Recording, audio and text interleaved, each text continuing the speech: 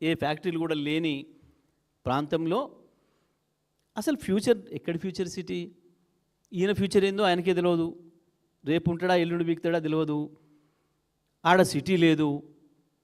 లేని future city నుంచి కట్టని అమరావతికి కూడా గ్రీన్ఫీల్డ్ హైవే అట, మళ్ళీ దాని పక్కన ఇంకో రైలు అంట. మరి ఒక దాంట్లో గురువు గారు, ఒక దాంట్లో శిష్యుడు ఎక్కుతాడా? మరి పోయేటప్పుడు రైల్లో పోయి వచ్చేటప్పుడు రోడ్లో వస్తారా ఇద్దరు గురు శిష్యులు హైదరాబాద్ అమరావతికి ట్రిపుల్ వేయడానికి? దేని కొరకు? ఏంది ఇదంతా కూడా? ఇవన్నీ ఏం తెలియజేస్తూ ఉన్నాయి? కేవలం రియల్ ఎస్టేట్ దందా కొరకు తను, తన తాబేదారులు, తన బంధుమిత్రులు కొన్న వేలాది ఎకరాలకు ఏదో ధరలు పెంచుకోవడానికి, డబ్బులు సంపాదించుకోవడానికి ఉపయోగపడతాయన్న ఒక దుర్మార్గమైన ఆలోచన తప్ప ఎక్కడ కూడా ప్రజల కోణం లేదు, ప్రజల అవసరాలు లేవు, దీంట్లో ప్రజల డిమాండ్ లేదు. ఇవాళ హైదరాబాదులో ఆనాడున్న ప్రభుత్వం కేసీఆర్ గారు, కేటీఆర్ గారు మున్సిపల్ శాఖ మంత్రిగా ఉండి వేసిపోయిన రోడ్డు తప్ప ఎక్కడ తట్టెడు మట్టి పోసింది లేదు. దారుణంగా ఉంది వాళ్ళ రోడ్ల పరిస్థితి. గ్రామీణ ప్రాంతాల్లో ఇంకా దుర్మార్గంగా ఉంది. గతంలో 2014కు ముందు మేము ఎక్కడ పోవాలన్నా తెలంగాణ రూరల్ ప్రాంతంలో 20 కిలోమీటర్లు ప్రయాణం చేయాలంటే గంట సమయం పట్టేది.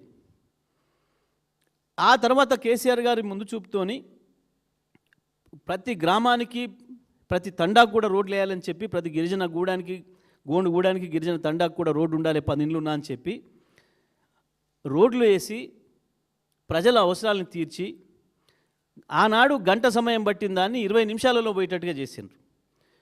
కానీ వాళ్ళ 2 ఏళ్లలోనే మళ్ళీ గంట సమయం పట్టే పరిస్థితి వచ్చింది. వాళ్ళ ఒకరి నుంచి ఇంకొకరికి పోవాలంటే తెలంగాణ మొత్తంలో కూడా ఎక్కడికి పోయినా సరే. అక్కడ తట్టెడు మట్టి పోయలేదు. హైదరాబాద్ సిటీలో ఎక్కడ కూడా ఒక తాపి పట్టుకొని ఇంతంత సీసీ రోడ్ వేసింది లేదు, ఇంతంత బీటీ రోడ్ వేసింది లేదు. కానీ ప్రజలు లేని, ప్రజల అవసరం లేని ప్రాంతంలో వేల కోట్ల రూపాయలు పెట్టి నేను 400 ఫీట్ల రోడ్డు వేస్తా, 800 ఫీట్ల రోడ్డు వేస్తా అని చెప్పి నిన్న భవనం శంకుస్థాపన. అసలు అక్కడ రాష్ట్రం ఎక్కడ కూడా గింతంత కాలుష్యం లేకుండా ఒక మంచి పద్ధతుల్లో ఇప్పటి వరకు చైనాలో అమలు చేస్తూ ఉన్న పద్ధతుల్లో ఒక మంచి ఫార్మాసిటీని తీసుకురావాలి అక్కడ అని చెప్పి ఫార్మాసిటీ కొరకు ప్లాన్ చేస్తే ప్రజలకు ఇబ్బందులు లేకుండా ఫార్మాసిటీని కూడా లేకుండా చేసి మరి ఎవరు అవసరాల కొరకు వేస్తున్నావు ఇవాళ నువ్వు? రోడ్డు అనేది దేని కొరకు? ఇది కేవలం తను కొనుక్కున్న భూములకి, తన బంధువులు మిత్రులు కొనుక్కున్న భూములకి ధరలు పెంచుకోవడానికి తప్ప ఇంకొకటి కాదు. దీని వెనకాల పెద్ద కుట్ర ఉంది. వేల కోట్ల రూపాయలు దండుకోవడానికి చేస్తున్న దుర్మార్గం ఇది. దీన్ని బీఆర్ఎస్ పార్టీ తీవ్రంగా ఖండిస్తుంది. తెలంగాణ ప్రజలందరూ కూడా, హైదరాబాద్ నగర ప్రజలతో సహా తెలంగాణ ప్రజలందరూ కూడా ఈ విషయాన్ని గమనించాల్సిన అవసరం ఉంది. దీని వెనకాల ఉన్న కుట్రల్ని కూడా గమనించాల్సిన అవసరం ఉంది. ఇక ప్రభుత్వాన్ని నడుపుతున్నారా వీళ్ళు, సర్కస్ ఫీట్లు చేస్తున్నారా కూడా అర్థం కాని పరిస్థితి ఉంది. ఒకవైపు ముఖ్యమంత్రి ఒక మాట, ఒక మంత్రి ఒక మాట, పోలిక లేదు, పొంతన లేదు. శాసనసభలో అదే పద్ధతుల్లో, బయట మాట్లాడినా అదే పద్ధతుల్లో. కోమటిరెడ్డి వెంకరెడ్డి పాపం మేము రింగ్ రోడ్ పూర్తి చేసినా, గడ్కరీ నాకు దోస్తు, చిన్నప్పటి దోస్తు అని చెప్పేసి కోతలు కోసిండు. పాపం మా బాధితులు పోతే అది ఇప్పట్లో అయ్యేది ఉందా పోయేది ఉందా, పోరి మీరు చూస్తారా నేను చూస్తాను, మన మనవాళ్ళు కూడా చూడరు పోరి మాట్లాడండి. కోతలేమి ఇట్లా, మీడియా ముందట మైక్ పక్కన పోతే గట్లా.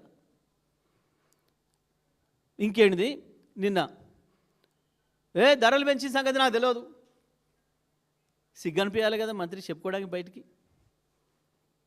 ఒకవేళ తెలియకుండానే చేసినా, ముఖ్యమంత్రి చేసినా, ఎవడన్నా నాకు తెలిసే చేసిండా, అడిగి చేసినా చెప్పుకోవాలి.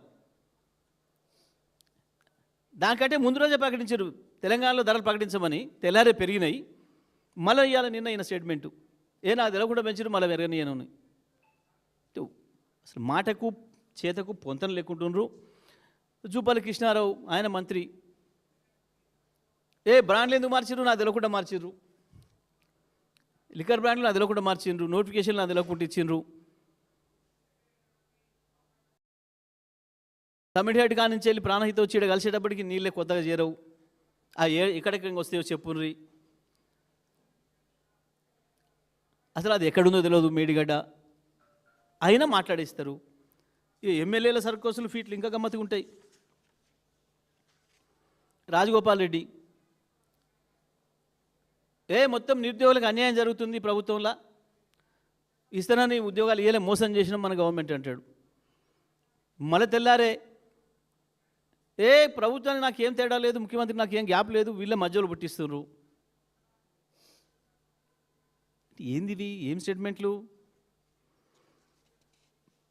జడ్చర్ల ఎమ్మెల్యే, మొత్తం ఈ ప్రభుత్వంలో రియల్ ఎస్టేట్ దందా జరుగుతుంది, మంత్రులు ముఖ్యమంత్రులు 30% భూములు అడుగుతున్నారు, ఎవరైనా భూముల పంచాయతీ గురించి వెళ్ళిపోతే నా దగ్గర ఇండస్ట్రీలను కూలగొడతా, నేను తగలబెడతా. ఒక ఎమ్మెల్యే. ఇంకో ఎమ్మెల్యే ఇంకా విచిత్రం, నా నియోజకవర్గంలో వరదలు వచ్చినాయి, ముఖ్యమంత్రి రాష్ట్ర ప్రభుత్వం పట్టించుకోవట్లే, 100 కోట్లు మాకు అప్పేయండి అని ప్రపంచ బ్యాంకు ఉత్తరం రాసిండు. ప్రపంచ బ్యాంకుడు రాష్ట్ర ప్రభుత్వానికి తెచ్చుడే కష్టం, కేంద్ర అనుమతి లేకుండా. ఒక ఎమ్మెల్యేకు ఆయన నియోజకవర్గంలో వరదలు వచ్చినాయి కాబట్టి ఈడ ముఖ్యమంత్రి లేడు, మంత్రివర్గం లేదు, నాకు చక్కగా మా నియోజకవర్గానికి 100 కోట్లు ఇయ్యండి. మా నియోజకవర్గం కుదబెట్టి తెస్తాడా? ఏం పెట్టి తెస్తాడు వరల్డ్ బ్యాంక్ దగ్గర? ఒక్కొక్క ఎమ్మెల్యే ఎంత అద్భుతంగా